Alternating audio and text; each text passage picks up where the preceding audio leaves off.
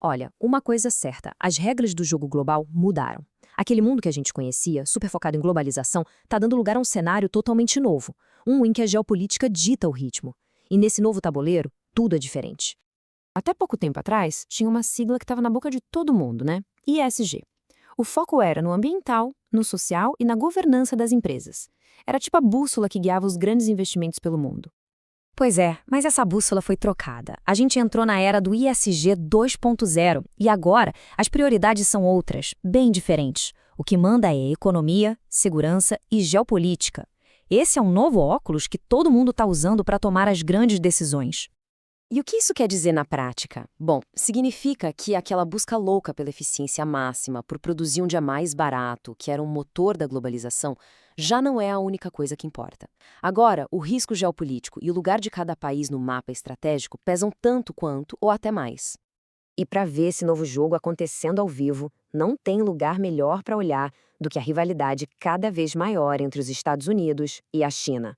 É ali que as apostas são mais altas.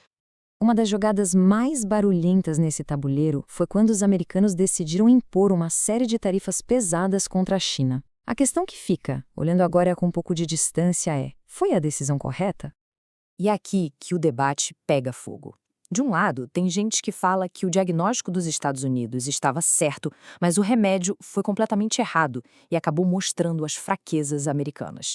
Do outro lado, tem uma pergunta ainda mais provocadora.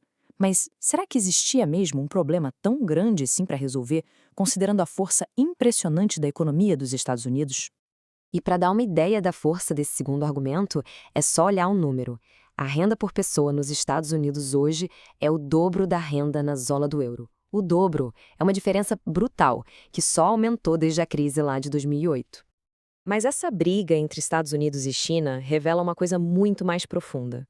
Não é só sobre tarifas, é sobre um medo que está se espalhando pelo planeta. O risco da dependência.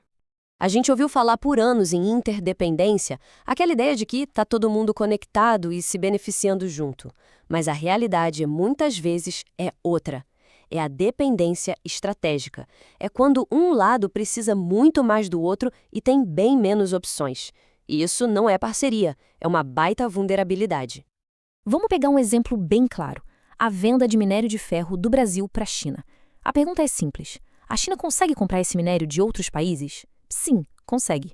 Agora, o Brasil conseguiria vender um volume tão gigante para outros compradores? A resposta é não. Fica bem nítido quem depende de quem nessa relação. Esse medo da dependência está fazendo todo mundo repensar as cadeias de produção.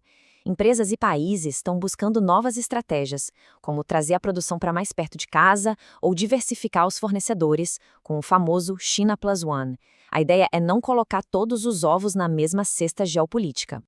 Certo. E no meio desse furacão todo, onde é que fica um país como o Brasil? A melhor imagem para descrever a situação é a de um gigantesco cabo de guerra. De um lado da corda, puxando com muita força, estão as vantagens incríveis do Brasil. A gente é uma potência em segurança alimentar, tem um potencial absurdo em energia verde, minerais raros e ainda por cima está longe dos grandes conflitos. Tudo isso empurra o Brasil para uma posição de destaque nesse novo mundo. Só que puxando para o lado contrário com a mesma força estão os nossos velhos conhecidos, os desafios internos. A instabilidade política, a falta de um projeto de nação. Tudo isso funciona como uma âncora, segurando o país e impedindo que ele aproveite essa janela de oportunidade. O resultado é essa tensão, uma nação num cabo de guerra consigo mesma.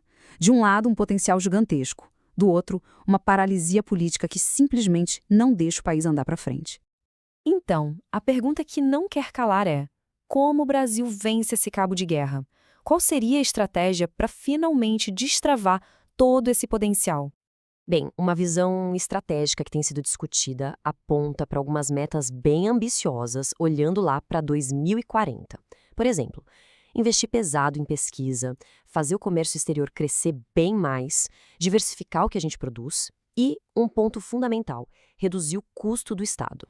No fim das contas, o resumo da ópera é o seguinte: o tabuleiro geopolítico virou e o Brasil, por sorte ou destino, recebeu uma mão de cartas fantástica.